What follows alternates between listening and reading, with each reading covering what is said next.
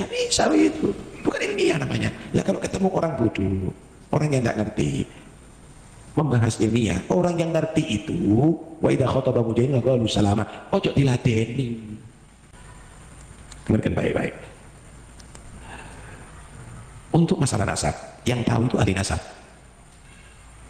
Untuk masalah fikih, yang tahu ahli fikih. Untuk masalah nahu, yang tahu ahli nahu. Kalau ada orang belajar nahu, harus mengikuti kaidah-kaidah nahu yang sudah dibuat oleh ahli nahu.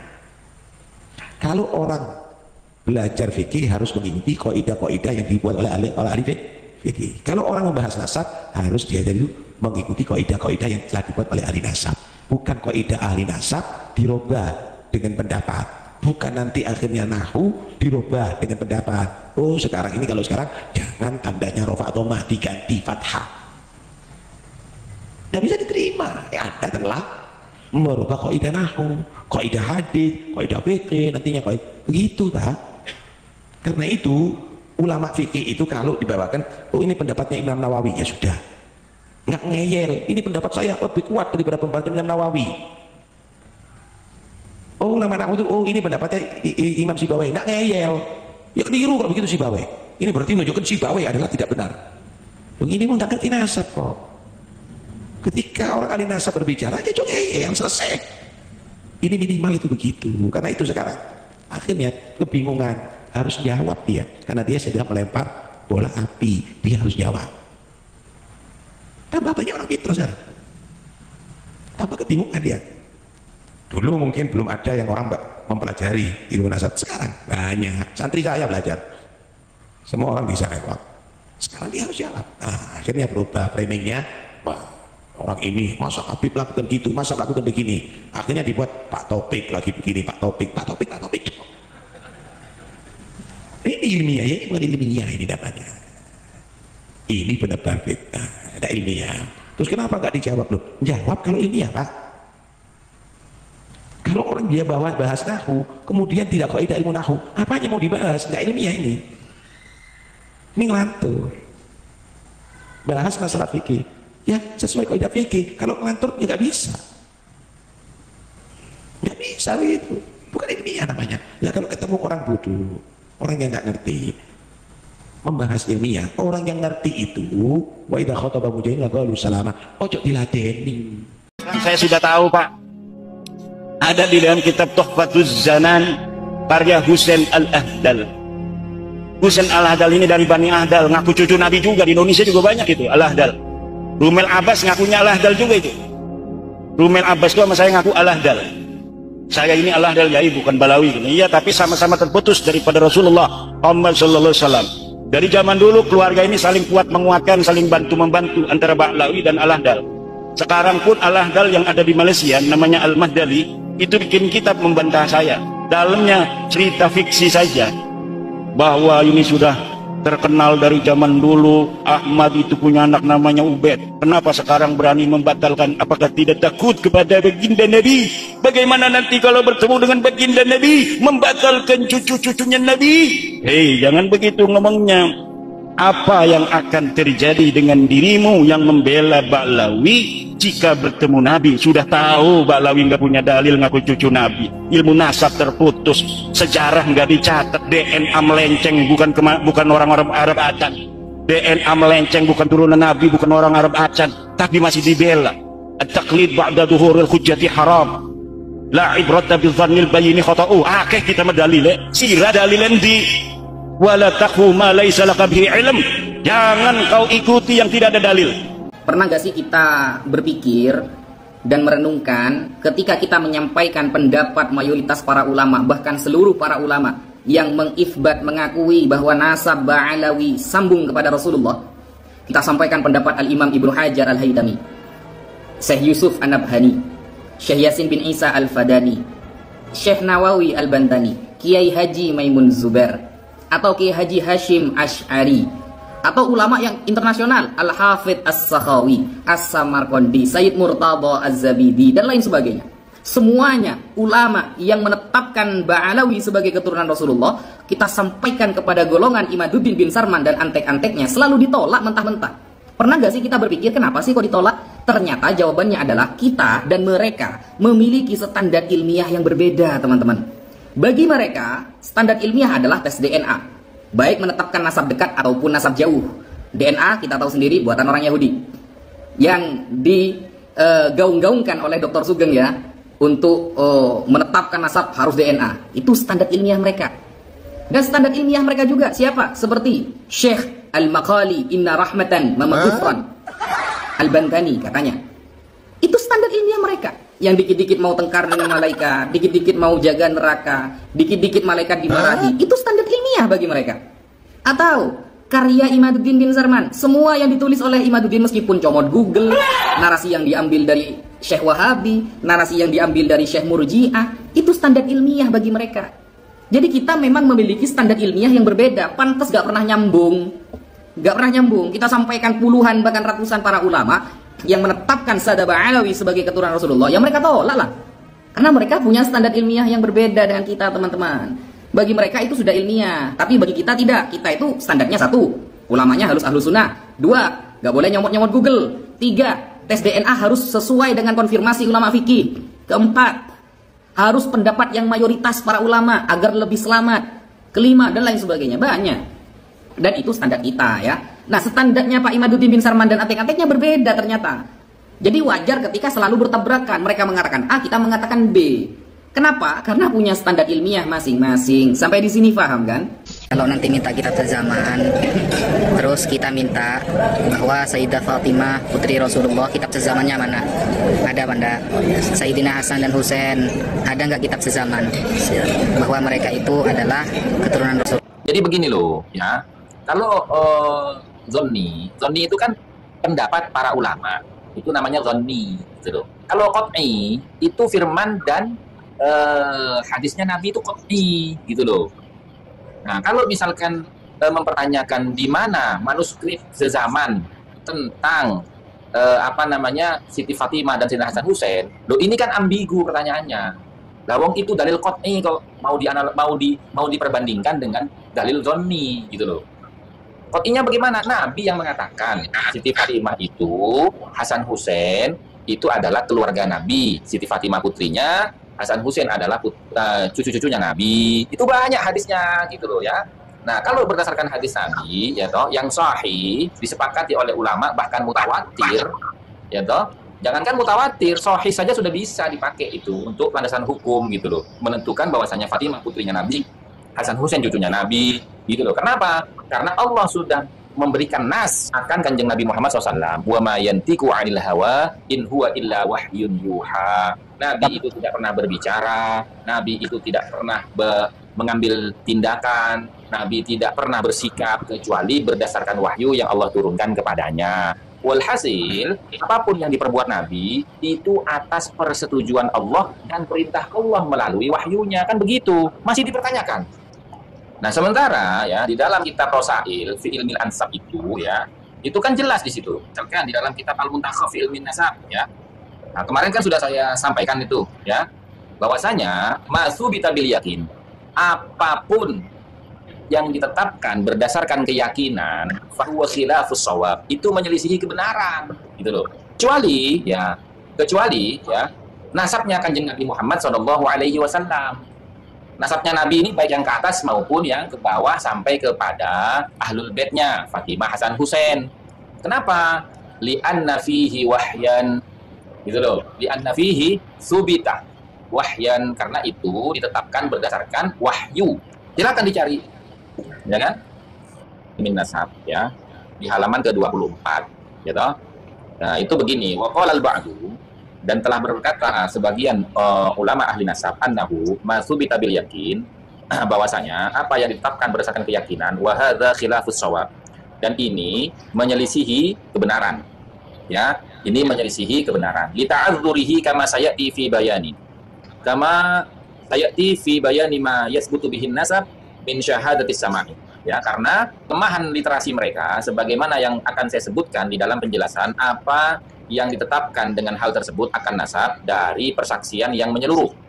Wa yustasna, dan dikecualikan min dzalika, dari yang demikian itu, Apa yang dikecualikan? Nasabur Rasulillah sallallahu alaihi wasallam, nasabnya Kanjeng Nabi Muhammad SAW. Alladzi tsubita bil yaqini. Yang mana nasabnya Nabi itu ditetapkan berdasarkan keyakinan. Kenapa kok berdasarkan keyakinan? Li'anna fihi wahyan. Karena di dalam perkara nasabnya Kanjeng Nabi, wahyan itu adalah wahyu. Gitu loh.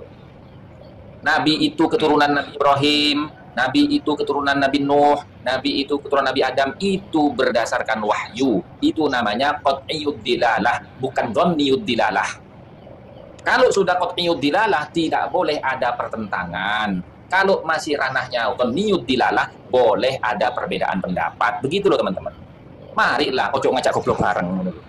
Sekarang udah nangtang UAS, nangtang Buya Yahya. Sebentar lagi di video nangtang saya. Mudah-mudahan segera ada videonya nantang saya. Jadi orang yang semacam ini sudah tidak perlu dikasih dalil. Tapi pertama, bagi anda seorang kiai, bagi anda yang disebutkan ustadz, daripada anda berkomentar di YouTube, berkomentar di media sosial, datang anda ke rumah ana, semakin kesini semakin gila. Pertama, saya doakan mudah-mudahan Allah segera kasih taufik hidayah. Segudang dalil. Fa'amadhalul mudillul mutakabirul anid fa idza atatud dalail wal barahid takabbaru 'anil haqq wa ajaba bi nafsihi wa ra'yihi bal qala wa in aftal muftun wa in aftal muftun wa in aftal muftun wal iyadu billah. Kalau orang sudah sesat, menyesatkan, takabur, sombong, keras kepala, jika didatangkan dalil, minta dalil, dikasih dalil, minta debat, disiapkan, bukannya taslim, malah tambah sombong, tambah nangtang kesana kemari. Betul? Wa ajaba binafsi warai, dan bangga dengan dirinya, bangga dengan pendapatnya. Ulama yang hidup dari mulai Al-Imam Ubaidillah sampai kepada ulama masa kini, semuanya ditentang. Kenapa? Siapapun ulama yang berfatwa bima la tahwa nafsuhu, dengan fatwa yang tidak sesuai dengan keinginannya, karena sudah menyatakan wa in aftal muftun, sekalipun para mufti berfatwa tetap akan ditolak. Jadi orang yang semacam ini sudah tidak perlu dikasih dalil, tapi pertama cukup didoakan, mudah-mudahan Allah memberikan hidayah ke jalan yang benar. Dan Allah Maha tahu orang yang dicap tidak akan mendapatkan hidayah jika memang dalam iradatmu, dalam takdirmu dia akan terus menyesatkan umat, tidak akan mendapatkan hidayah. Jadikanlah ia ibrah untuk umat yang sekarang ini dan umat yang akan datang. Amin.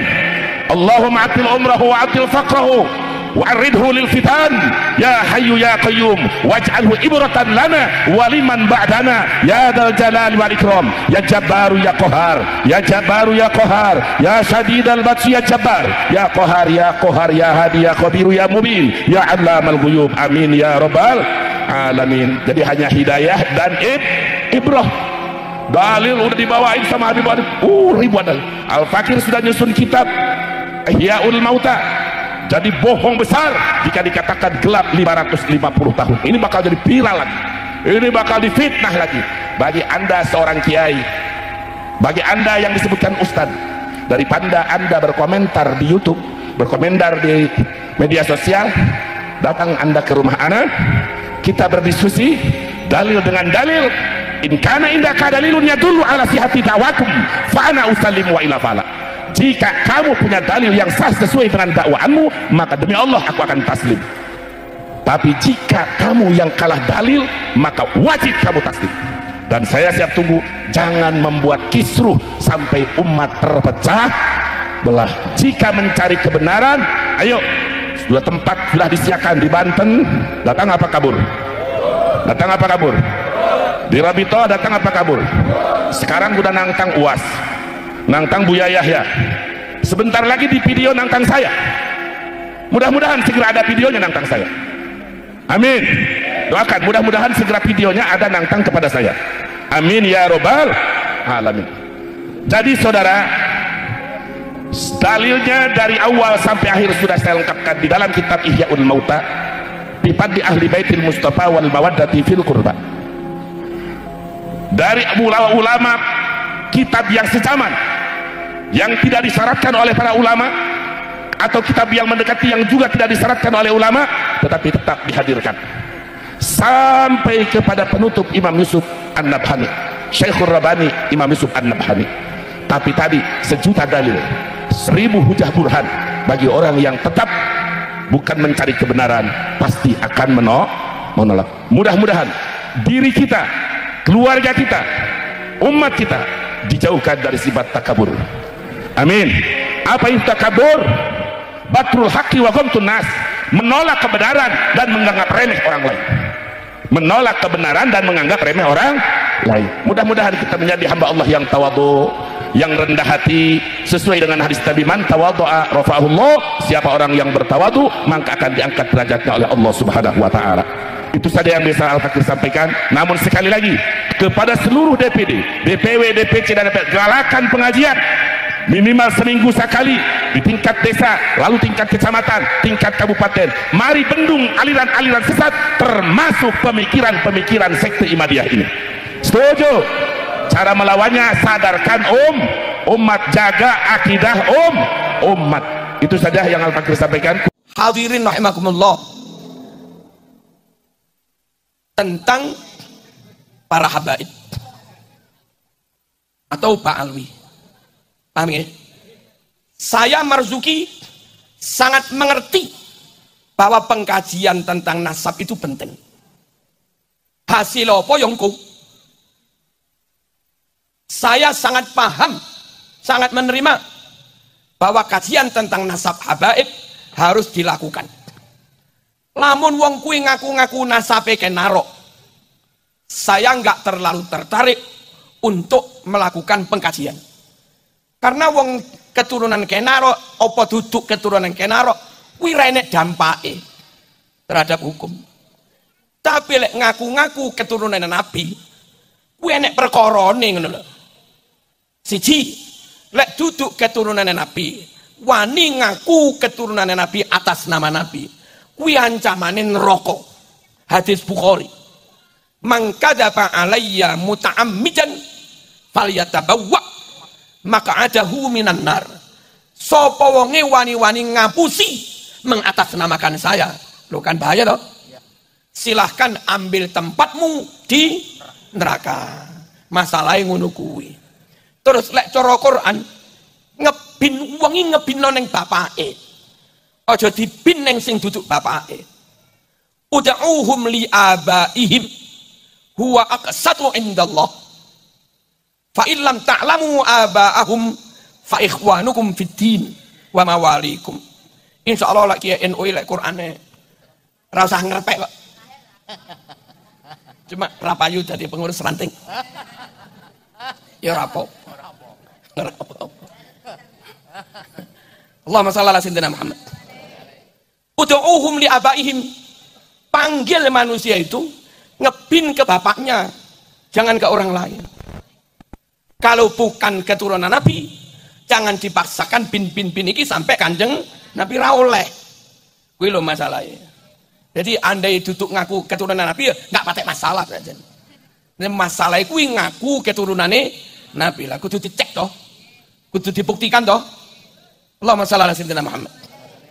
Terus kita umat Islam ada kewajiban menghormati.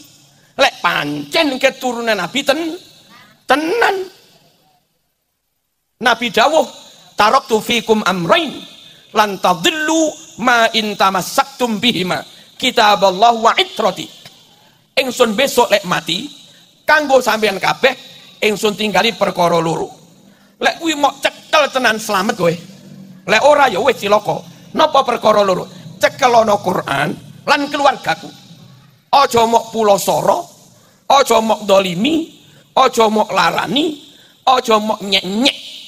Saman ngenyek ngelokne anak putuku padha karo melecehkan bae to. Quran yo ngono. Qul la as'alukum alaihi ajran illal mawaddata fil qurba. Nabi Muhammad dawuh, dakwah iki aku ora njaluk upah kok. Dakwah iki aku ora njaluk bayaran. Mung tak jaluk bab menawa besok aku mati jogonen keluarga ngono kuwi. Halo.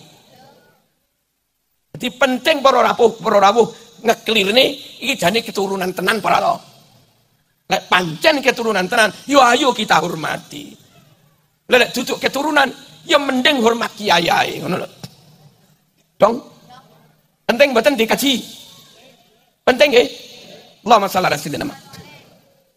Terus ada masalah hukum. Keturunane Nabi tenan kuwi ora oleh nrimo zakat. Ora oleh nrimo sedekah. Apa meneh njaluk-njaluk tambah ora oleh. Wong ora njaluk diwehi sedekah ora oleh nrimo, apa meneh njaluk tambah ora oleh. Lah sing repot niku kadang kenyataan teng kampung, kadang moro teng kula bareng. Jerene keturunan Nabi tapi njaluk. Arep ora tak wae kuwi wong njaluk. Arep tak wae lek kuwi keturunan Nabi tenan, ya ora oleh tak sedekahi. Lah kuwi terus piye? Mosok ya ora perlu dikelirne tenan ngono lho. Penting ora dikelirne. Penting nggih.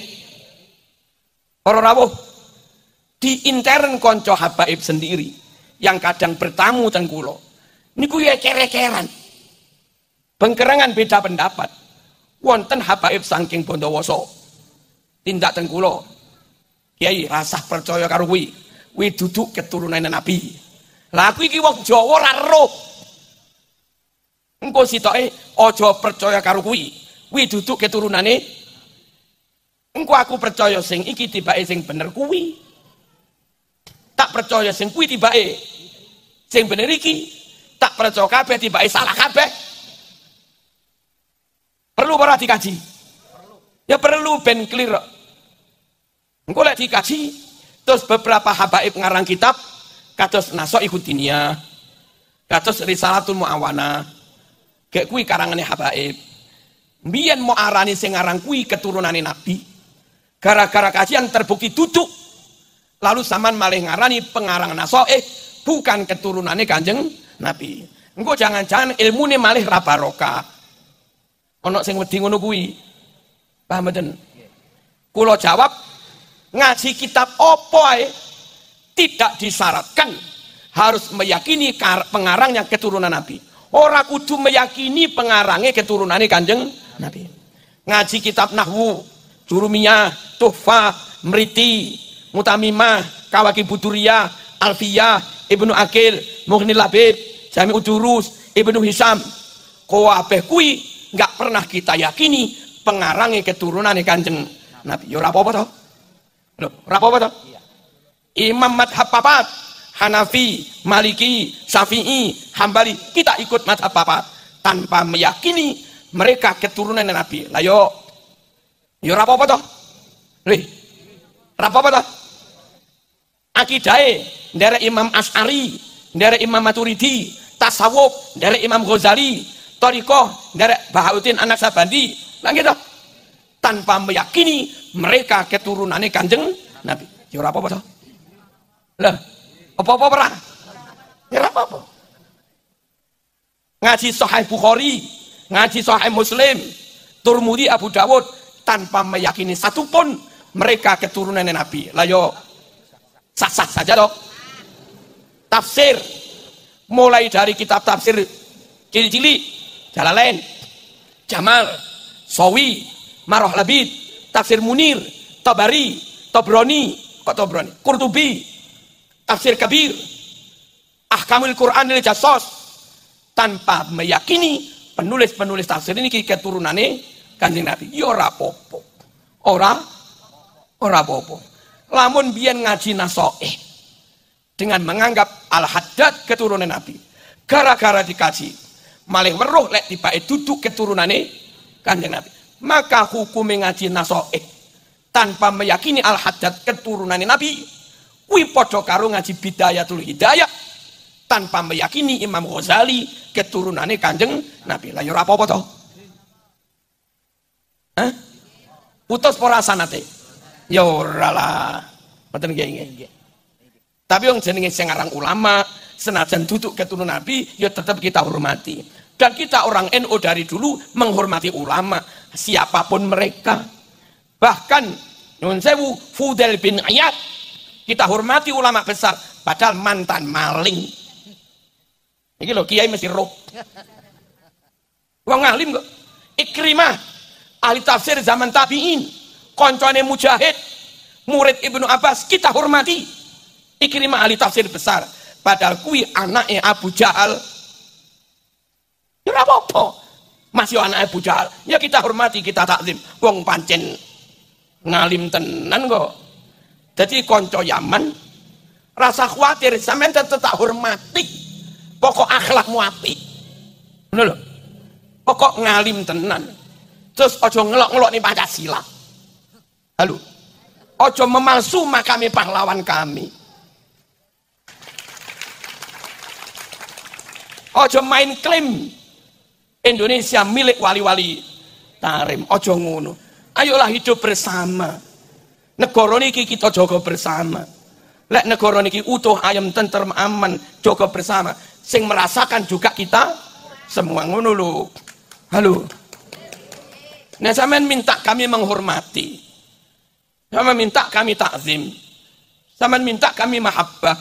Sementara kepada kiai kami Gus Dur, ada yang bilang Gus Dur itu buta mata, buta hati. Lah aku mau larani hati gue, gak dikongkon maafan yang sampean iki. Lah piye dah?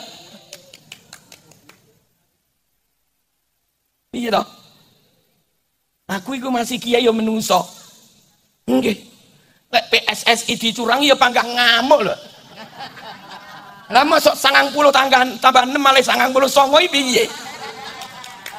Hitungan piye ya? Piye kuwi? Masih teko oman iki lho piye kuwi?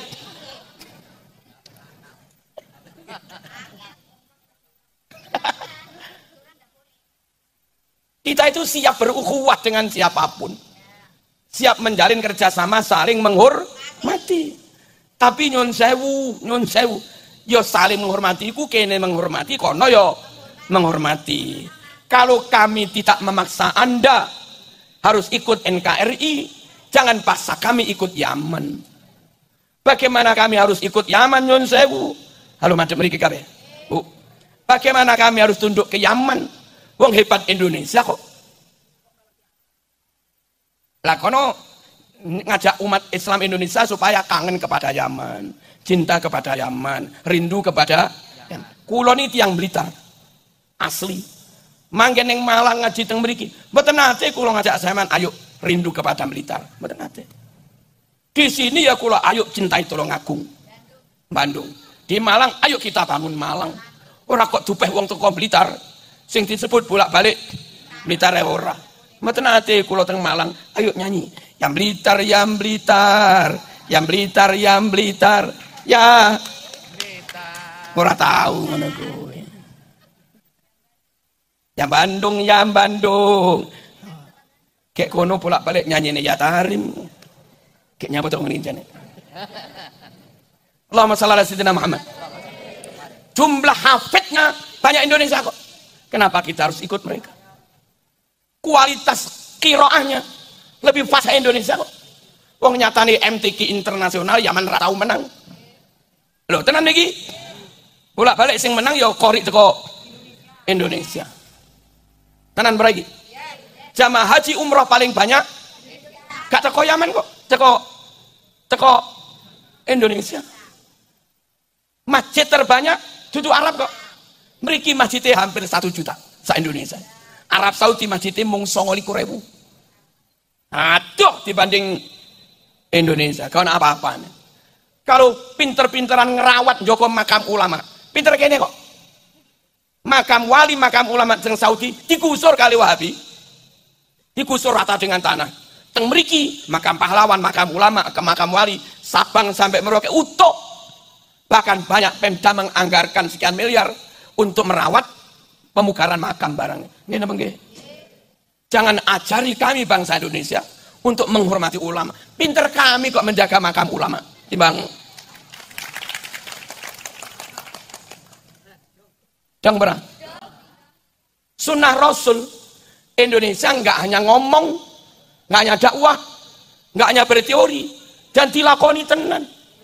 Wiridan ba'da sholat Bukhari 324 juz 2. Wong Arab roh dalile, Indonesia roh dalil, tapi Arab ra dilakoni. Haji umroh ono to ning Masjid Nabawi mari salat terus wiridan. Ora usum. Datang mriki mantun salam wiridan. Nyun sewu selawatan rame-rame. Teng mriki dalile ditokne ya dilakoni. Kumpul selawatan ewon-ewon biasa. Teng Arab selawatan ewon-ewon ya tangkep askar. Haram. Lagi dah. Teng Arab nyun sewu haul manakib tangkep askar. Teng mriki haul manakib polisi tentara rawuh melok manakipan. Ora kok malah nangkap mboten. Hebat Indonesia kok. Kalau you ke sini belajar is okay. Kalau kami harus ke sana ya sepurone. Dong. Allahumma shalli ala sayyidina Muhammad. Nabi kui Mekah. Kok moro-moro yang mengaku jadi keturunan Nabi kui piye? Lamun sing ngaku keturunan Nabi kui wong padha Mekahe. Said Maliki Mekah, Nabi Mekah, Said Maliki ngaku keturunan Nabi pantes. Nabi Quraisy, Said Maliki Quraisy, padha Quraisy lamun diarani keturunane yo pantes. Nabi Margani Bani Hashim, Said Maliki Bani Hashim, lamun diarani keturunane yo pantes. Nabi ganteng, fisik oke, Said Maliki yo ganteng, fasih, diarani keturunane lho pantes. Halo. Nabi Fatona cerdas, berilmu, Said Maliki ngalim, apal ewon-ewon hadis. Ngono iku lho lamun diarani keturunane yo pantes. Nabi akhlake sae, sabar jembar dodone, gak ngamuan. Said Maliki ya sabar, akhlake sae, pantes. Kacang gak ninggal lanjaran. Lah kuwi Nabi Mekah dhek Yaman. Bangsane beda. Nabi Quraisy dhek Tamimi. Nabi Quraisy dhek Hadromi. Nabi Quraisy dhek Qahtani. Bangsane beda, sukune beda. Nabi sabar akhlake sae, dhek ngamuan. Takbir prak. Mari kita asah pedang. Oh Nabi sabar dhek ngamuan. Wis ra padha blas. Bangsane beda, sukune yo beda, praupane yo beda, sifat karaktere yo beda. Gek ngaku keturunan dibuktekne karo tes DNA ra gelem. Nah kuwi terus kepriben ngono lho. Kula ora ngarani bohong, mung bingung ngono tok. Allahumma shalli ala sayyidina Muhammad. Abad 4 buku nasab asli Ahmad bin Isa Al-Muhajir niku mung duwe anak telu. Halo. Mung duwe anak, rungaken, mung duwe anak telu. Muhammad Ali Hasan. Moro-moro, Bu, mriki lho, adek mriki. Moro-moro abad 9 muncul kitab nasab baru. Ahmad bin Isa Al-Muhajir sing tercatat duwe anak telu mau sing ngobrol mesti nggak paham. Abad 9 moro-moro Ahmad bin Isa Al-Muhajir yang di kitab abad 4 tertulis hanya punya anak 3. Di abad 9 kacek 500 tahun moro-moro muncul kitab baru, anak malih 4 ditambahi Ubaidillah, mbae wong-wong kuwi. Lah apa bener Ubaidillah itu benar-benar anaknya Ahmad bin Isa Al-Muhajir. Berdasar kitab abad 4 anak emong telu, enggak termasuk mbae wong kuwi. Bareng abad 9 terbit kitab baru, Ahmad bin Isa ketambahan anak siji jenenge Ubaidillah, mbae wong kuwi. Lek pancane Ubaidillah anake Ahmad bin Isa tenan, berarti putune Nabi, berarti wong-wong kuwi ya putune Kanjeng Nabi. Tapi lek Ubaidillah kuwi dudu anake Ahmad bin Isa, berarti dudu anak putune Kanjeng Nabi. Berarti wong-wong kuwi kabeh ya dudu anak putune Kanjeng Nabi. Saiki kula takon, sampean duwe Mbah Yud zaman londo diketemukan kakaknya Mbah Yudmu. Mbah Yudmu anake mung telu. Dari anak telu turun anak pinak buyut sakmene kae. Moro-moro ana wong liya nuntut waris teko Mbah Yud. Jarene kono ya buyute nggawa kakap baru Mbah Yud mujarene anake papat. Ayo gawe akal sehat. Lek ono kakak lawas karo kakak anyar beda. Kuwi sing asli kakak lawas apa kakak anyar? Lawas toh? Berarti sing asli kitab nasab abad 4 nopo abad 9? Abad 4. Kalau itu yang kita yakini asli, berarti Ubaidillah anak nomor 4 tambahan kuwi duduk keturunane Kanjeng Nabi. Ngono lho dong. Saniki sing badhe dibuktikan niku. Tapi durung-durung wis ngamuk. Nah sing repote Marzuki arep ngomong terang-terangan rawani. Nah, sebab roe Suriah ranting ya rada bolo. Ranting tapi ranting. Taman kok ya mosok dilos nih. Allahumma shalli ala sayyidina Muhammad. Terus nama Ubaidillah rungokaken iki penting soal rasa. Halo. Soal rasa nih emosi. Nama Ubaidillah itu dulu yang membunuh cucunya Nabi. Imam Husain. Masuk akalkah nama Ubaidillah dulu membunuh cucunya Nabi? Lalu kelak kemudian Nabi dianggap punya anak cucu, namanya nama pembunuh. Nyun sewu. Sampean cek mbiyen mbahmu dipateni semprul. Loro tenan nantimu karo semprul kuwi. Lah kok sampean lahir anak lanang mau jenengi semprul. Apa ya masuk akal? Jadi tambahan anak itu secara kajian kitab wong sing abad 4 anak nomor 4 kuwi renek. Bareng abad 9 kok anak nomor 4 kuwi malih enek. Adik jeneng orang yang nyuwun sewu biyen pernah nglarani keluarga besar Kanjeng Nabi. Niku lho masalah ngoten niku. Dan bagi kita yang berat lagi para rawuh. Cek gampange gawe cerita aneh-aneh niku lho. Men aja momongan Bu enggak paham. Cek gampange gawe cerita aneh-aneh. Jarene Nabi, Imam Ali, Hasan Husain. Terus sowan ning mbae kono. Ngaji kitab nahwu ning ngene mbae kono. Lah kok iso mbae kono luwih ngalim nahwu sorot timbang Kanjeng Nabi lho kuwi piye? Nalar. Akeh-ane sekali duduk satu saat iso ngaji maca Yasin ping 90.000. Lha kuwi kepriben? Matahari oleh kakekane di stop dulu. Tenan to kuwi. Wah, lek gawe crita mesti sing kapal di stop, malaikat mungkar nakir di neraka di pateni, jen rumah saku jen mikrot sewengi ping 70. Lah ngene iki lek enggak ndang di stop, suwe-suwe umat iki halu. Nglamun-nglamun sing aneh-aneh kuwi. Lek kita harus selamatkan umat para rawuh. Jangan sampai pikiran kelebonan cerita-cerita khurafat. Nggak boleh. Dong. Terus ben-ben makam neng kono asli pejuang Jawa. Tentara nih di Ponegoro. Misalnya Mbah Canggah kula, Mbah Bawareng. Jenenge Mbah Dermojaya. Asli. Lah kadang moro dirubah malih makam al sopo bin sopo. Niki piye? Kami mohon-mohon negara aparat segera menghentikan mereka.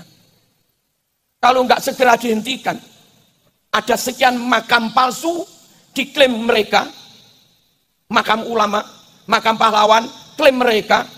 Ini kulit dijarne 200 tahun ke depan. Anak cucu kita kehilangan bukti untuk klaim Nusantara milik anak cucu kita. Mereka bisa bilang Nusantara milik kami. Karena para pahlawan itu orang dari golongan kami. Bilo bukti ini. Apa enggak bahaya? Bahaya. Harus segera di stop. Bukan untuk perpecahan. Tapi untuk menyelamatkan masa depan bangsa. Dong ini. Penutup yang paling akhir. Allahumma shalli ala sayyidina Muhammad. Hadirin rahimakumullah. Nyuwun sewu. Tenan nyuwun sewu. Kajian ngeten iki penting sangat. Sebab menggelek sampun clear iki keturunan Nabi. Iki dudu. Kita umat Islam khusus Ahlus Sunnah pengen takzim tenan. Pengen mahabbah tenan. Pengen tabaruk ngalap barokah.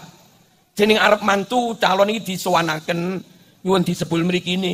Sing nyebuli jan anak putune Nabi tenan ngono lho. Jan jreng tenan. Lelek ora dikaji, ora di-tracking. Gek ra genah sapa keturunan sapa dudu. Panggah remeng-remeng, panggah campur-campur. Gek sanuke, gek sanu. Kadung tak anggap keturunan Nabi. Arep mantu anak tak jak sowan. Ben ditimbuli, ben disuwuk. Lah tibake keturunan kenaro. Ngono lho. Jadi namanya kajian itu panggah penting para rawuh. Hasilnya apa? Nggih engko.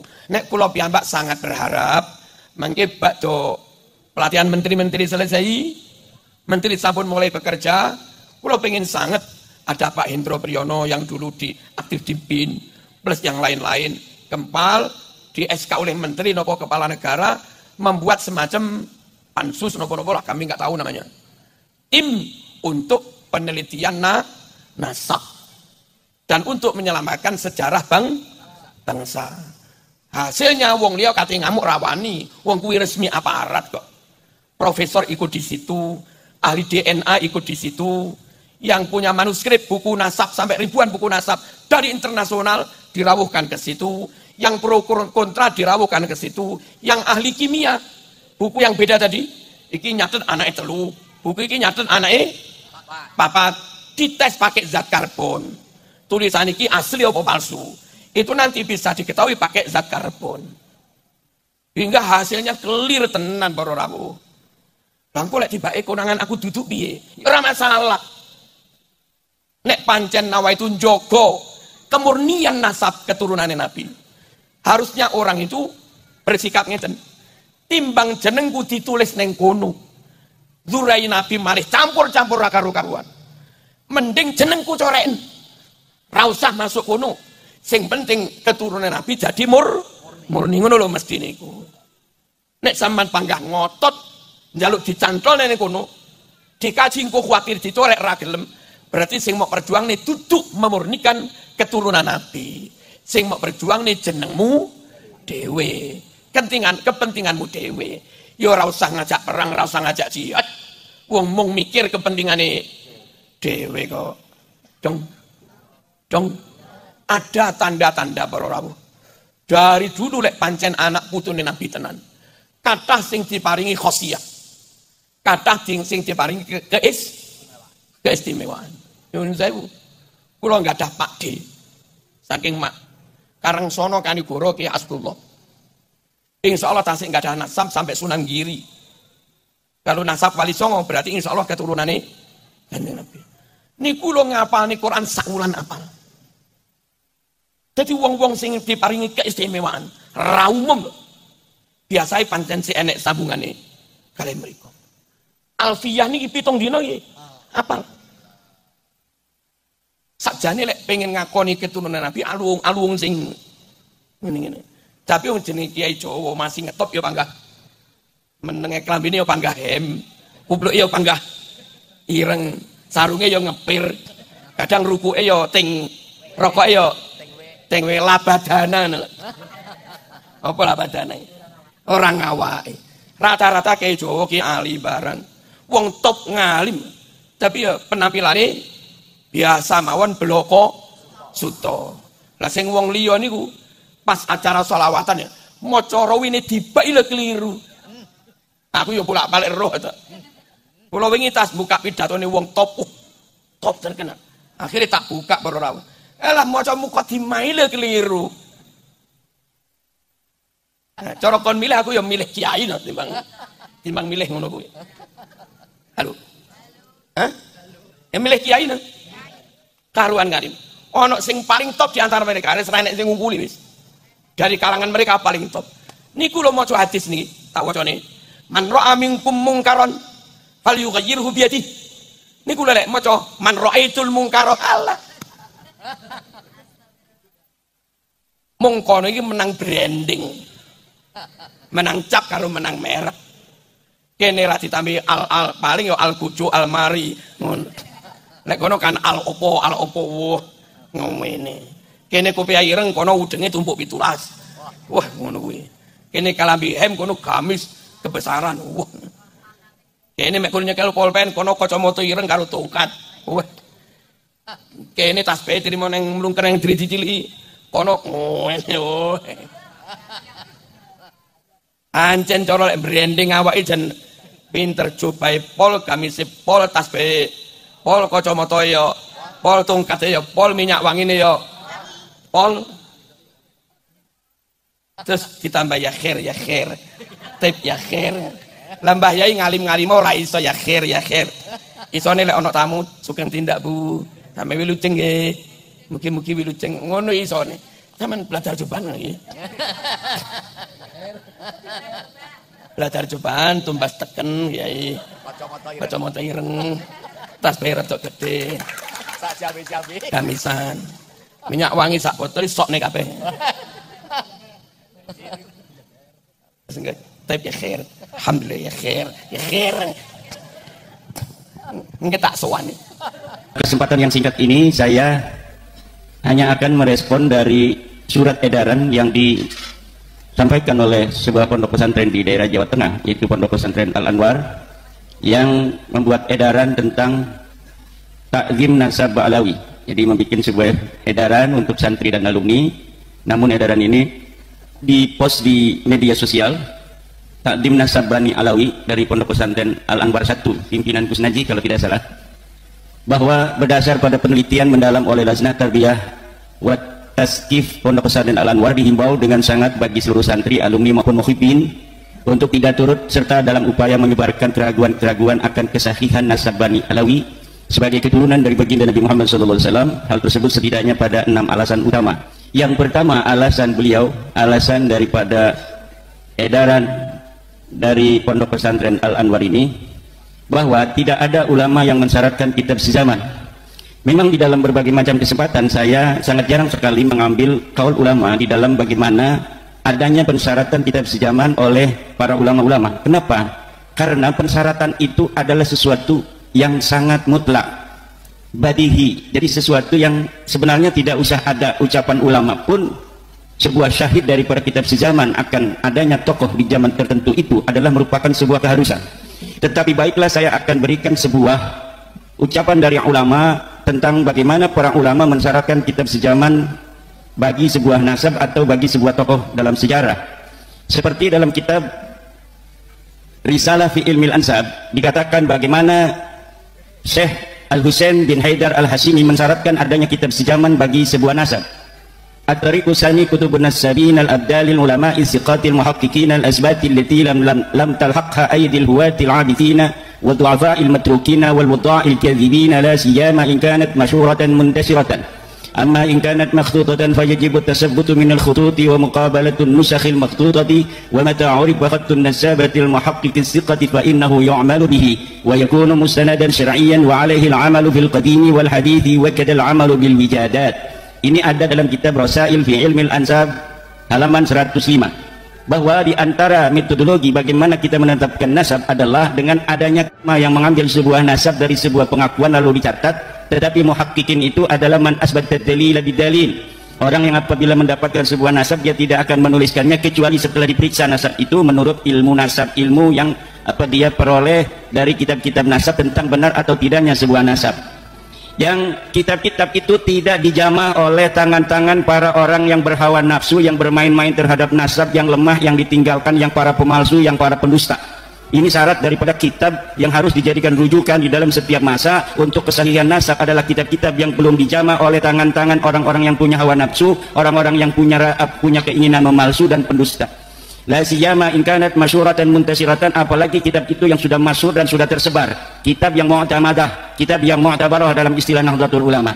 Amma in kanat makhtutatan, kalaulah kitab itu masih berupa manuskrip, fayajibu tasabbutu minal khututi, maka wajib diadakan pendeteksian, pemeriksaan validitas daripada manuskrip itu, apakah ia orisinil, apakah dia ini manuskrip palsu. Dengan cara apa?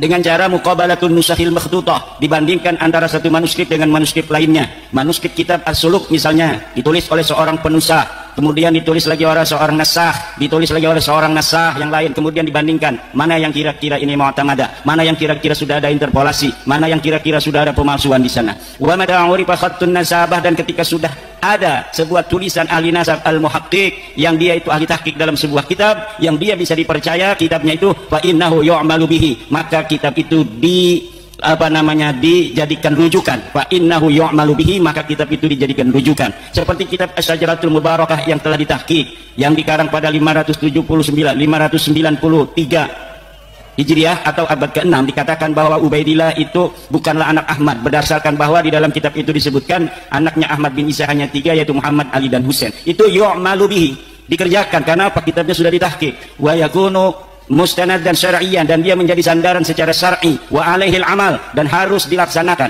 harus dijadikan rujukan fil qadimi wal hadis, baik untuk nasab yang dahulu maupun nasab yang sekarang.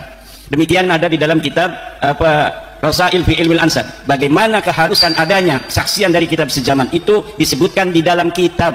Contohnya adalah kitab Rasail fi Ilmil Ansab.